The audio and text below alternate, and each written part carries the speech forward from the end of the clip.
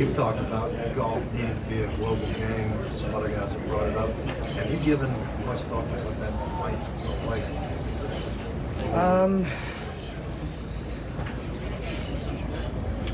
Yes and no. I mean, I think it's all pie in the sky stuff. It's all very, I think there has to be a component of the Southern Hemisphere, Australia, South Africa.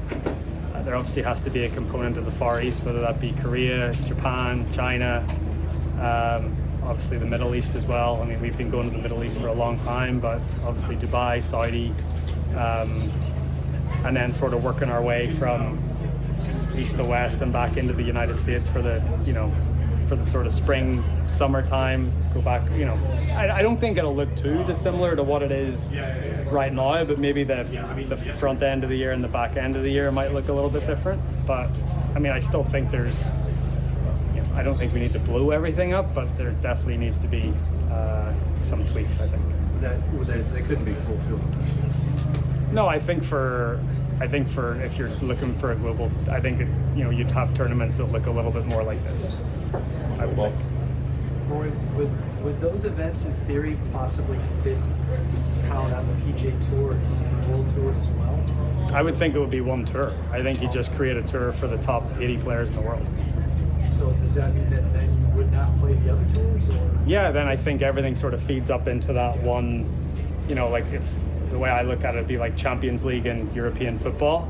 It sort of sits above the rest of the leagues, and then all those leagues sort of feed up into that, and the best of the best play against each other in the Champions League is the way I would think about it. You've been doing it your whole career, but do you think there's an appetite among youngish Americans to do that as well? I think there's more of an appetite than there used to be. I mean, I think about Max and JT going down to South Africa at the end of last year and playing, and Max winning down there. I think there's more of an appetite for the young Americans to travel nowadays, maybe compared to the sort of 90s and 2000s. So, but again, you have to make it work for everyone. But I think for the most part, it has to work for fans and sponsors and media. And then if you can have it work for them, and you create a product that's really good for the fan, then honestly, I think you just have to convince the players to buy into it, because that's what's going to be best for them, especially if you're going to be an owner of that tour. Rory, you just 2 minutes laid out a pretty simplistic idea. Has it gone farther than that, do you think, within the important sectors of the game that would even enact that? I think so, but again, I said this at the back end of last year. Everyone's got their own interest in this game, and that's what happens when you've got quite a fractured landscape at this point. So it's trying to align everyone's interests and trying to convince everyone that this is the right thing to do for the game of golf as a whole. And if you can convince everyone of that, then it would be pretty simple. But right now it's just trying to get everyone singing off the same hymn sheet. All right, thanks. If that tour existed, how many, for you personally, how many tournaments in the U.S. could you see yourself playing? I think there would have to, say if you do it, say you do a 24 event schedule, 4 of those being the major championships, so say there's 20, I'd say at least half of those, if not more. I mean, 10 or 12. I mean, you still have to, this is the biggest market in golf in the world, so you have to take that into account. But there's no reason why for other parts of the year that we can't go further afield and play in some of those big markets. I think would be beneficial, not just for those markets and those fans, but also for the tour as a whole and media partners and sponsors and everyone else. We're bringing back our roundtable here with Rex Hoggard and Johnson Wagner, our Golf Channel colleagues. Johnson, I want to ask you for your reaction to this concept of the global tour that Rory's put forward in 2 respects, because the European tour has kind of followed a global schedule for the best part of 20 years now and has found very limited commercial support in some of these corners of the world that Rory suggests we ought to be going to. And then secondly, is it realistic in a commercial sense? But secondly, how does the rank and file membership react to that kind of concept, especially the people who aren't actually going to be getting an invite to compete on that tour? Well, Eamon, my first year back on the PGA Tour was 2007. It was the first year of the FedEx Cup. And so I've often thought at some point in my career we would see a 75-man tour. Let's call it the FedEx Tour. And then the PGA Tour and the Korn Ferry could kind of merge together, maybe raise the purses from Korn Ferry level up to $5 or $6 million range, kind of early 2000s PGA Tour.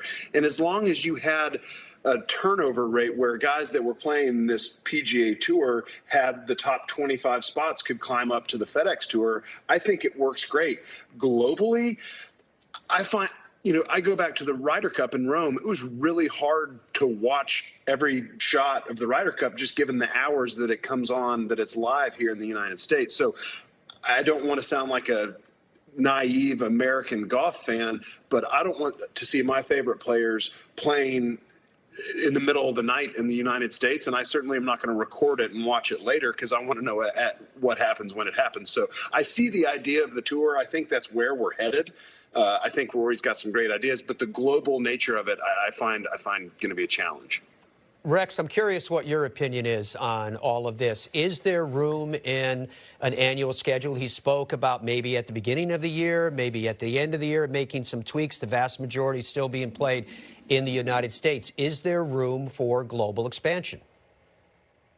I think it's inevitable, and we can sit here and talk about if it's realistic or not, and I wouldn't have to be the one that walked the tightrope and had to sell this to both sides, as Rory pointed out in that sound, that because we have the fractured landscape we have right now, you have players, administrators, tour officials on both sides who are very entrenched in what they're doing. So it's not going to be an easy sell, but I'll just go back to the last 3 weeks in professional golf and make the argument that outside of a handful of players who are clearly getting paid, it hasn't been good for anyone. It hasn't been good for the corporate partners or the fans or the media partners or anyone else when you have this fractured landscape. And what Rory is talking about is some version of unification. And I understand completely where Johnson is coming from with the idea that if this does happen in its 2024 events, whatever the case may be that Rory sort of alluded to, what happens to those other events? There's a lot of really good events, the Mexico Open, the RSM Classic, all the events we could go through. What happens to them? And I still think there's room in that landscape for those events. The way Rory describes this, and Eamon can probably outline this better than I can, but you sort of look at the pyramid that you have in European soccer, football, and it kind of goes aspirational. And you start at the bottom of the pyramid and you want to work your way up. If they can come up with some sort of system, and as Rory pointed out, you have to sell it to everyone involved, but I think it's inevitable. I mean, Rex, we basically had that sort of set up anyway the last bunch of years. There's always been a signature series level of events, and then the bottom tier. I think now what Rory wants to do is just make it known that it's actually that way. We have a separate tour for the best players in the world. And like I said earlier, there just has to be turnover. I mean, look at a year like Justin Thomas had last year. Maybe Justin Thomas has to fall back down to a smaller tour, bringing value to some of the smaller events. Johnson, let's stay with this for a second, because this idea that we have of potential unification, Greg Norman said on social media that he was laughing at the world rankings, saying that if not for two recent signings to live, that being in Jon Rahm and Terrell Hatton, that they would only have two players in the top 50. When is it time to stop laughing at these world rankings? Look, these guys that went over to play live, they knew there was no world ranking points, and unless they were just sold a bill of goods by Norman, which I think they were, they had, this was the risk. You know, your tour doesn't qualify for points. There's a lot of reasons why they didn't get points. I think the official World Golf Ranking Board gave them a lot of opportunities to make some minor changes, and then they would have had it, but they were stubborn. They didn't, and it's just the way it is. These guys are going to continue to drop outside, and you see them going to play in tournaments in Asia. If you don't play well in the majors, you're going to fall outside that top 50. It's just the reality of the situation they're in, and it's time for them to stop complaining about it, because it's I'm over it. I'm over this. Rex, on this subject, it's funny that Norman puts this out just a couple of weeks after Carlos Ortiz essentially admitted that he'd been lied to. He said on the Gravy and the Sleeves podcast that they were told they would get world ranking points, which are not within the gift of Greg Norman to grant them. Is this just the endless sort of PR battle where they seek to undermine whatever institutions in the game won't actually give them what they want at any point in time? I'm going to try to make this a little bit more nuanced because I feel like this is a twofold answer. The first part would be, if you look at the world ranking, the top 50 that Greg Norman was pointing out in that tweet, there's a lot of players who aren't in that top 50 that I think the four of us on this panel would all argue objectively should be inside that top 50. And we should argue that they should probably be in the major championships. That is an entirely different conversation. And there are things and there is ground to be covered, and I think there's room for compromise. The other part, where he's arguing about getting world ranking points, where Greg Norman is arguing about getting world ranking points for LIV Golf, it's such a straw man argument. Because from the very beginning, the official World Golf Ranking was very, very clear on this, that they did not like the team concept. And actually, if you go back on the PGA Tour, there is a precedent. They don't give world ranking points out to the winners or the finishers at the Zurich Classic because there's a team element to it. Forget about being 54 holes. Forget about being a small field. Forget about all of those things. Those are all fixable. Those are things the World Golf Ranking could have wrapped their mind around. The team concept, they could not, and LIV Golf decided to dig in. It's only on Greg Norman. This has nothing to do with the World Golf Ranking.